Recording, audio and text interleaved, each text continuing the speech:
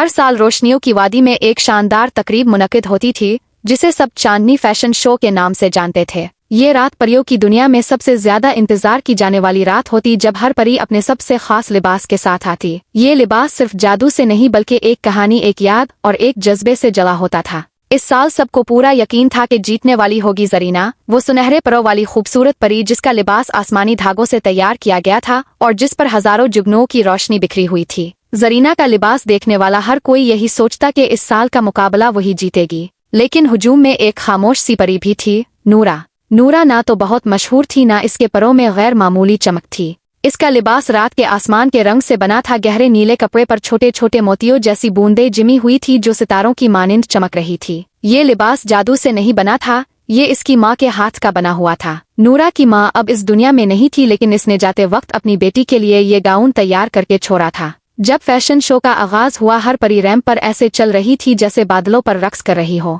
रोशनियों के झुरमट, रंग बरंगे धागे, जुगनुओं की चमक, सब कुछ आंखों को खीरा कर देने वाला था। जरीना जब रैंप पर आई तो इसका लिबास जुगनुओं की बारिश बरसा रहा था और तमाशाई इसकी तारीफ किए बगैर ना रह सके। लेकिन फिर नूरा की बारी आई। जैसे ही नूरा ने कदम रखा, चांदनी की हल्की किरणें इस पर पड़ने लगे। इसके गाउन पर लगी मोतियों जैसी बूंदें रोशनी में झिलमिलाने लगे और आहिस्ता आहिस्ता यूं महसूस होने लगा जैसे आसमान पर बहती हुई चांदनी जमीन पर उतर आई हो। तमाशाई चंद लम्हों के लिए खामोश हो गए, क्योंकि वो सिर्फ एक लिबास नहीं देख रहे थे बल्कि एक एहसास, एक मोहब्बत की तस्वीर देख रहे थे।